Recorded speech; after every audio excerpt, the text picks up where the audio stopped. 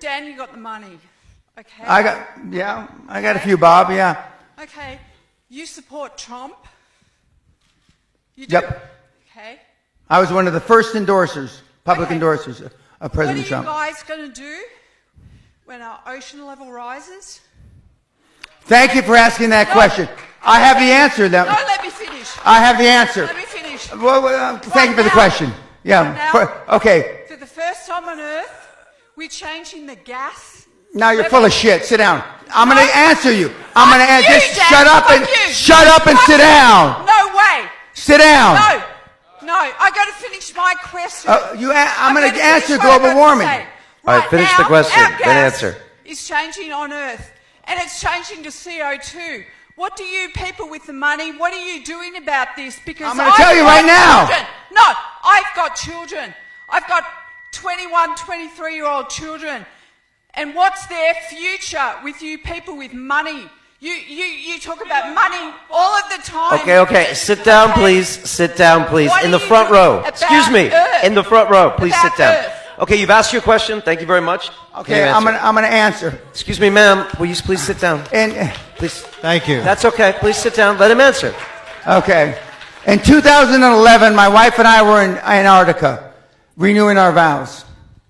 For most of you that don't know, Antarctica is on a mountaintop. Okay?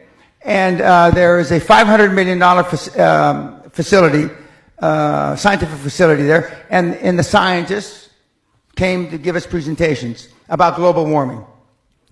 And they had cores of ice that they had drilled. They had drilled 4,000 or 5,000 cores, and they only brought 15 or 20. So they're going through the second or third core, and they said 275,000 years ago, this was the temperature, blah, blah, blah, blah, blah. And then 55,000 years ago, the world was 2 degrees warmer Celsius than it is today. This is 2011. And stop. And he said, and I said, well, you mean the whole world? He says, yes. And the poles are only benchmarks. And I said, well, what about the things that the young woman alluded to? Okay. And he said, it's all cyclical. And although the gas may have exacerbated it, in the cosmos of time, it's not a fart in the wind. In the cosmos of time, of the 13.8 billion years that we've been on this miserable planet, it's not a fart in the wind. And as I told Joe Rogan on his show, and he said in his infinite wisdom, and Joe, if you hear this, I thank you for the opportunity of being on your show. He said, then in 25,000 years, it's most likely not going to be a problem. Now, my direct answer to your question, if that were really true, which you believe, and let's just for a moment say that it is true. That means that the best scenario vis-a-vis global warming is about 10 feet raise in water. That's the best scenario over the next 40, 50 years. That's the best scenario. The worst scenario is about 100 feet. But let's just take the 10 feet. If the water on the planet is going to rise up 10 feet, that means the southern part of the United States is gone. England is gone. Most of Europe is gone. And I can go, most of Central America is gone. Okay. If that's the case, let's just take Florida, for example, which is one of the fastest growing beachfront condominiums on the planet.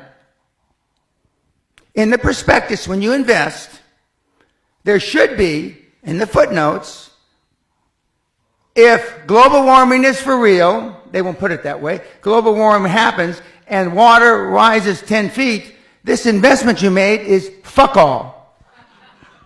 Not one single investment prospectus written since 2000, this century, has alluded to global warming. Not one motherfucker.